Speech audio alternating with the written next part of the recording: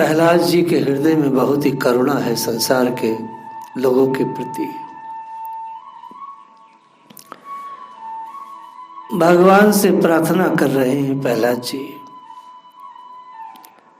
नाथ एक काम करो, संसार के समस्त जीवों को आप अपने वैकुंठ लोक में बास दे।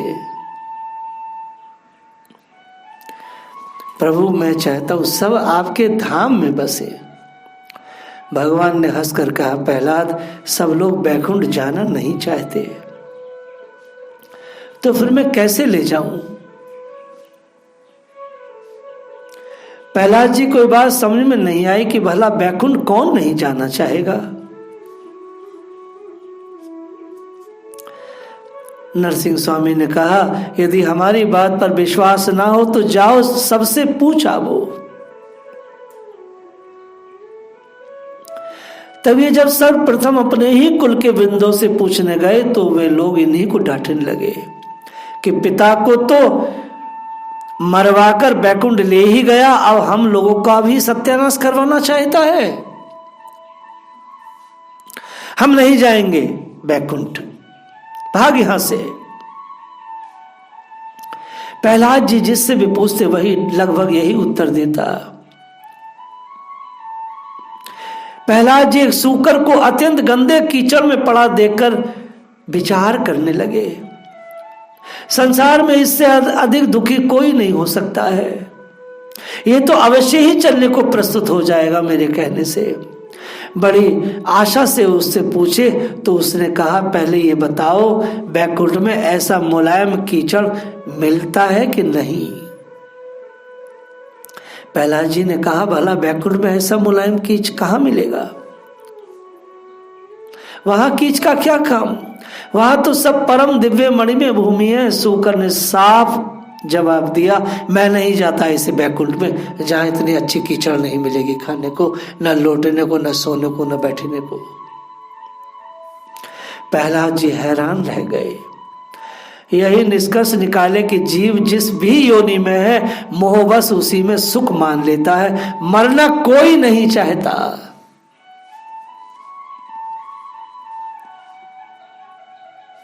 एक दृष्टांत है एक बुढ़िया का। अपनी वृद्धावस्था के कष्टों से व्याकुल होकर बुढ़िया रोज मौत को बुलाती और यमराज को दोष देती कि मुझे क्यों नहीं बुला लेते हैं। एक दिन मोहल्ले के छोटे छोटे बालक एक चूहिया को झोली में रखकर लाए, बोले, दादी तो रोज रोज मौत को बुलाती थी, ले आज हम ले आए हैं। बुढ़िया ने गिड़गिड़ा कर कहा, बेटा जहां से ले आया है वहीं इसे रख कर आ जा, अभी मैं ऐसी बूढ़ी नहीं हुई हूं भाई जो आज ही मरूं। जीव को अपनी भौतिक परिस्थितियों से बड़ा प्रेम हो जाता है, कितना कष्ट में क्यों ना हो, लेकिन उसे अपने घर से, अपनी गृहस्थी से, अपने भोग से, रोग तक से व्यक्ति प्यार करने लगता है। आप बड़े बड़े घरों में जाओ किसी साहूकार के पास तो कहेगा, नाश्ते में ये वाली इतनी गोलियां खाता हूं, दोपहर में इतनी खाता हूं, शाम को इतनी खाता हूं। ऐसे रोग को प्रेम करता है, इतना प्रेम करता है। और जितने बड़े बड़े डॉक्टर हैं ये पहचान लेते हैं ये तो रोग से प्रेम करने वाले लोग हैं। आओ भैया आओ, मैं तुम्हें रोग से प्रेम करने का सफल और पक्का फार्मूला देता हूं। डॉक्टर के चंगुल में एक बार व्यक्ति यदि आ जाए तो फिर निकल नहीं सकता है। दूसरा उदाहरण है लकड़हारे का। यह अत्यंत गरीब था, जंगल से लकड़ी काटकर बेचकर जीविका चलाता है। एक दिन बड़े परिश्रम से लकड़ियां एकत्रित करके भारी बंडल बांधा, उठाने लगा तो बोझ भारी होने से उठता नहीं था। लोभवश लकड़ी निकालता नहीं था, भूख प्यास अलग सता रही थी। थका मादा लकड़हारा ऐसे जीवन से मरना ही अच्छा समझकर उसने अत्यंत अधीन होकर मृत्यु देवता को पुकारा। वे आ भी गए और सब जब पूछे कि किस लिए बुलाया है तो उसने हाथ जोड़कर कहा, आप कृपा करके ये मेरा लकड़ी का गट्ठर मेरे सिर पर उठवा दीजिए, ये प्राणियों की जिजीशवा है। देवता सामने खड़ा है और मूर्ख कहता बस ये गट्ठर उठवा दो। यही हम सबकी स्थिति है, हम में से कोई भगवान के धाम जाना नहीं चाहता। नरसिंह स्वामी ने अपने विलंब से प्रकट होने के कारण प्रहलाद जी से क्षमा मांगी है। क्वेदम बपु कब चे वयम सकुमार तेतम किवा प्रमत्त कृता दारुणम यत्नास्ते है यदि में समय विलंब। नरसिंह स्वामी ने इतना कहकर प्रहलाद जी को आशीष देकर अंतर्ध्यान हो गए। भगवान की आज्ञा के अनुसार प्रहलाद जी ने पिता की अंत्येष्टि क्रिया किया। उसके बाद श्रेष्ठ ब्राह्मणों ने इनका राज्याभिषेक किया। प्रहलाद जी ने अपने शासन काल में आसुरी अनीतियों का उन्मूलन कर न्याय की प्रतिष्ठा की। आपकी न्याय प्रियता के संबंध में महाभारत में एक प्रसंग आता है कि पांचाल प्रदेश को सत्कुलोत्पन्ना सर्वगुण संपन्ना कुमारी केशनी ने किसी सत्कुलो उद्भव वर से ही ब्याह करने का संकल्प किया था। वैसे तो उसके सौंदर्य पर मोहित होकर बड़े बड़े महाराज कुमारों के प्रस्ताव आए थे, परंतु उसने सबको ठुकराकर महर्षि अंगिरा के पुत्र सुधर्मा से विवाह करने का निश्चय कर लिया था। इसके बाद प्रहलाद के पुत्र विरोचन ने जाकर कुमारी केशनी के समक्ष अपने को सुधर्मा से श्रेष्ठ सिद्ध करते हुए अपनी विवाह इच्छा को प्रकट किया। केसरी ने अपना निश्चय सुनाते हुए विरोचन से इस संबंध में सुधर्मा से विचार विमर्श करने को कहा। दोनों कुमारी केशनी के यहाँ ही इस विषय पर वाद विवाद किए, परंतु किसी निश्चित निर्णय पर नहीं पहुंच पाए। तब दोनों ने किसी अन्य न्यायाधीश से इसका निर्णय लेना उचित समझा। सुधर्मा ने न्याय प्रिय प्रहलाद को ही, जो कि विरोचन के पिता थे, इसका निर्णय करने के लिए न्यायाधीश चुना। एक ब्राह्मण कुमार है और दूसरा प्रहलाद जी का पुत्र है विरोचन।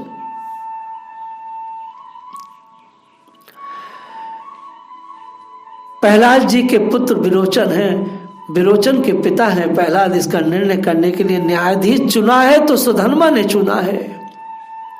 दोनों कुमारों में शर्त यह हो गई कि विजित हारा हुआ व्यक्ति विजेता के चरणों में अपना प्राण समर्पित कर देगा। समस्या प्रहलाद के सामने प्रस्तुत की गई। प्रहलाद जी ने पुत्र स्नेह की अपेक्षा सत्य पालन को गौरव समझा। ये है प्रहलाद जी।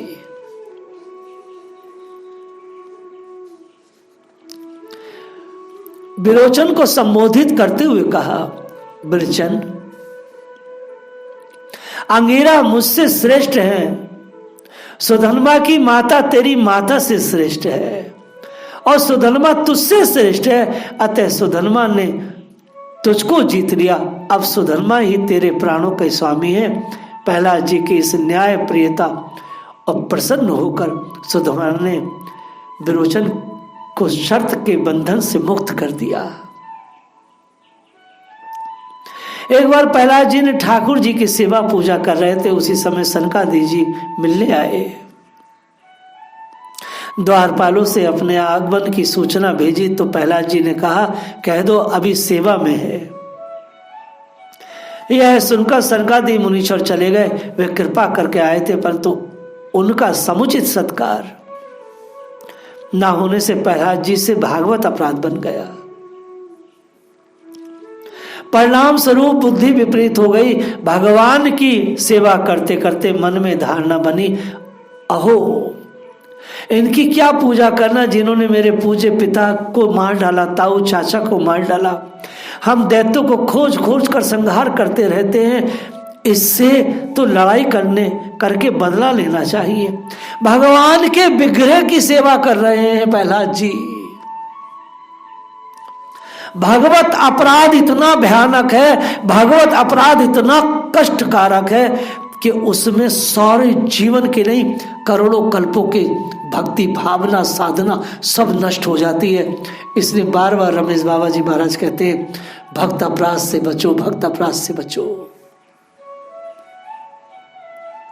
अपने को श्रेष्ठ मान के दूसरे को निकृष्ट मान करके जो व्यवहार किया जाता है, ये बड़ा भयानक भक्त अपराध है। इससे कपकपाना चाहिए, इससे डरना चाहिए। जिसने भी भक्त अपराध किया उसे भक्ति कभी ना मिल पाई। भगवान तो निगाह कैसे देंगे? भक्त अपराध बहुत बड़ा है, भगवान इसको कभी निगाह नहीं देते। इतनी विपरीत बुद्धि हो जाती है भक्त अपराधी की कि भगवान से भी वो दुश्मनी कर लेता है, उनमें दोष देखने लगता है। प्रहलाद जी से भक्त अपराध हुआ है, सनकादि ऋषियों के चरणों में प्रहलाद जी से अपराध हुआ है। भगवान के विग्रह की सेवा कर रहे थे, विग्रह ने बचाया नहीं, क्योंकि जिंदा भगवान सामने आए। सनकादि तो चलते फिरते ठाकुर हैं, वह तो विग्रह की सेवा कर रहे थे। विग्रह की सेवा को छोड़ करके चलते फिरते ठाकुर को उन्हें अपनाना था, लेकिन प्रहलाद जी से चूक हो गई। मूर्ति पूजकों में ये बहुत बड़ी समस्या हो जाती है। मूर्ति पूजक मूर्ति को सब मानने लगते हैं। वो साक्षात चलते फिरते ठाकुर लाडले जो भगवान के भक्त हैं, जो जिंदा ठाकुर हैं, जो धरती पर मंगल में मोद में घूमते हैं और मोद में धरती को कर देते हैं, वो उनके प्रति अपराध कर देते हैं। ये मूर्ति पूजकों में बड़ी जड़ बुद्धि हो जाती है। जो चित्र की सेवा कर रहे हैं, जो मूर्ति की सेवा कर रहे हैं, उनमें ये दोष बुद्धि पाई जाती है। और वह इतने बड़े बड़े गुरु अपराध, गुरु चरणों में अपराध, संतों के चरणों में अपराध कर बैठते हैं कि कल्पों कल्पांतर तक उनको प्रेम भक्ति नहीं मिलती।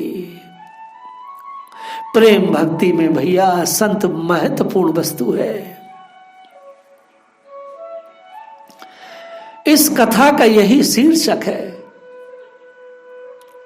जो मूर्ति पूजक है, जो विग्रहों की सेवा करने वाले लोग हैं, उनमें बहुत बड़ी कमी आ जाती है। वो संतों के और गुरुओं के प्रति बहुत बड़े अपराध कर बैठते हैं, जिसकी निवृत्ति आसानी से नहीं होती। प्रहलाद जी जैसे परम भागवत से अपराध हो गया। भगवान के विग्रह की सेवा कर रहे थे, द्वार पर सनकादि ऋषि आए। वे तो कृपा करने आए थे, वे तो प्रेम देने आए थे। प्रहलाद जी आए नहीं, सेवा छोड़ी नहीं, मुनीश्वर चले गए। इतना भाव आ गया कि इसकी पूजा क्या करना, इसने मेरे पूज्य पिता को मार दिया। ढूंढ ढूंढ करके राक्षसों को मारते हैं, मुझे इनकी पूजा नहीं करनी, बल्कि इनसे बदला लेना है। फिर तो तुरंत ही सेवा छोड़कर युद्ध के लिए तैयार हो गए। युद्ध के मारे बाजे बजने लगे, समस्त दैत्य योद्धा एकत्रित हो गए, बैकुंठ पर धावा बोल दिया। भगवान विष्णु को जब ये समाचार मिला तो वे हैरान होकर रह गए। समझ में नहीं आ रहा था कि भला प्रहलाद ने ऐसा क्यों किया। मैं उससे कैसे लड़ूं, वो तो मेरा बालक है, वो तो मेरा प्रेमी है। तब प्रभु ने नारद जी का स्मरण किया। नारद जी भगवान के मन है। नारद जी जैसा उपकारी संसार में कोई नहीं हो सकता। नारद जी सारे त्रिलोकी के गुरु हैं। नारद जी ऐसे सर्वमान्य गुरु हैं जिन्हें राक्षस भी अपना मानते हैं, जिन्हें साधारण मनुष्य भी अपना मानता है। चोर उचक्के कोई संसार में ऐसा नहीं जो नारद जी को अपना ना मानता हो। नारद जी की जैसा दयालु तो कोई है ही नहीं। भगवान ने अपने लाडले भक्त नारद को याद किया। ये भगवान के घोषित प्रचारक है। प्रचारक तो नारद की जैसा हो। शाप मिलने के बाद भी भगवान की सेवा में और भगवान के प्रचार में जरा सी कोताही नहीं बरतते। भगवान का प्रचार करना, भगवान के नाम अमृत का प्रचार करना, ठाकुर सेवा देना, ये कोई आसान नहीं है। नारद जी जैसे सरीखे लोग ही कर सकते हैं, या जो उनको फॉलो करे तो कर सकते हैं।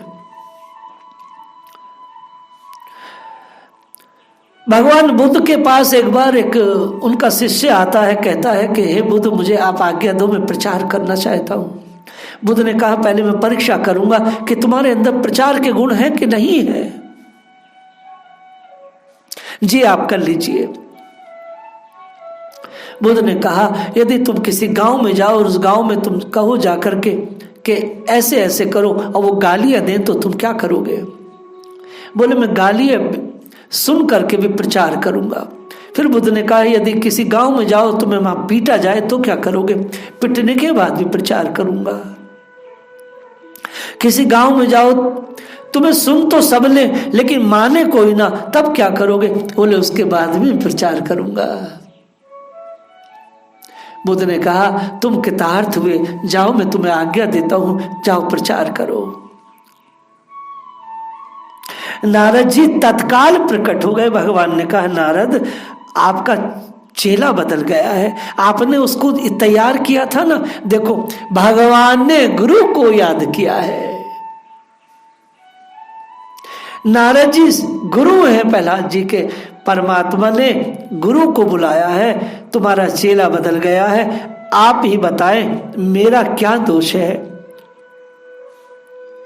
एक बार जिसको गोद में बिठाकर प्यार किया है उसके ऊपर में अस्त्र शस्त्र भला कैसे चला सकता हूं? हे नारद, आप जाकर प्रहलाद को समझाइए। नारद जी भागे हैं, प्रहलाद जी के पास आए हैं।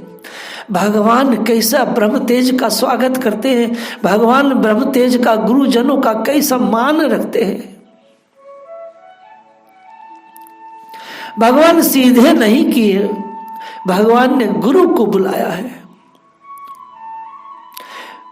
नारद जी प्रहलाद जी के पास आए, शिष्य ने गुरु को साष्टांग प्रणाम किया है।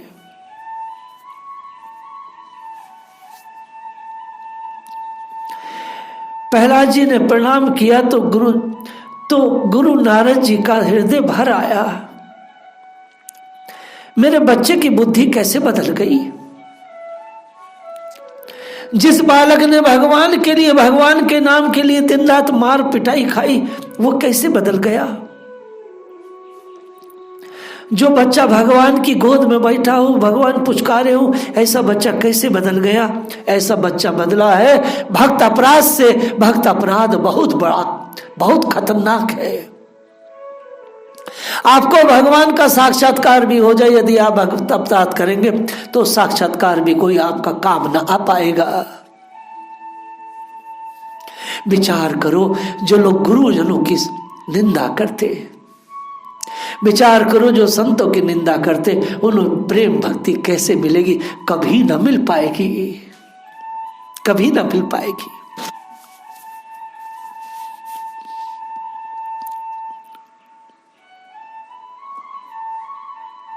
गुरुदेव नारद ने आशीर्वाद देकर जब स्थिति पूछी तो उन्होंने सब सही सही बता दिया। नारद जी ने कहा बेटा, तुम्हारी बुद्धि तो ऐसी नहीं होनी चाहिए, तुम तो भक्तों के आदर्श हो, तुमसे निश्चय ही कोई महद अपराध हो गया है। तत्पश्चात श्री नारद जी ने ध्यान धरकर देखा तो उन्हें सब बातें मालूम हुई। तब श्री नारद जी ने प्रहलाद जी को सनकादि ऋषियों की प्रार्थना करने को कहा। पुत्र मेरी बात मान जा, तू एक बार मानसी सनकादि ऋषियों से प्रार्थना कर, पुत्र ले आचमन करके आसन पर बैठ जा, सनकादि का आह्वान कर, सनकादि ऋषियों से प्रार्थना कर।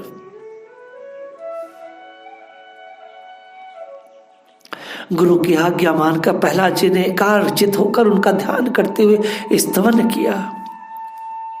संत स्मरण, सनकादि ऋषियों का मात्र स्मरण किया था, उनको याद किया था। प्रहलाद जी सच्चे हृदय से गुरु के आदेश पर संतों का स्मरण कर रहे थे। स्तवन के प्रभाव से बुद्धि शुद्ध हो गई।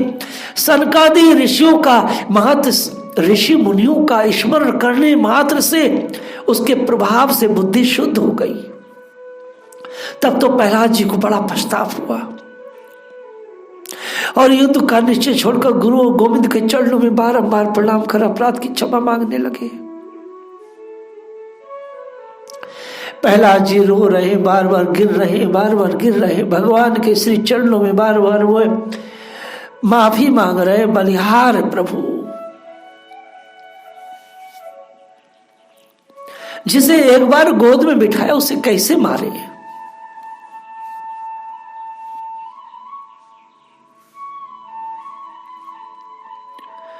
यह है महद अपराध का दुष्परिणाम एवं संत स्मरण का सुपरिणाम।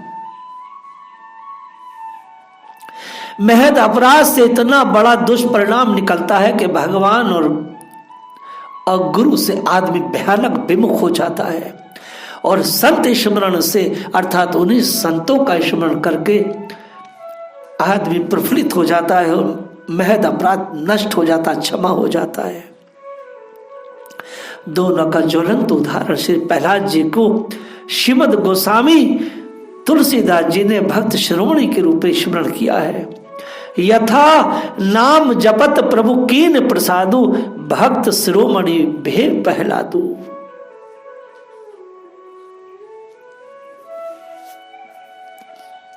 गोसाई जी ने प्रहलाद जी को भक्त शिरोमणि कहा है।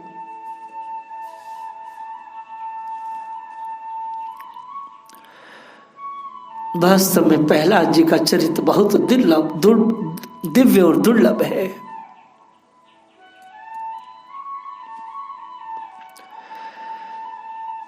जय श्री राधे।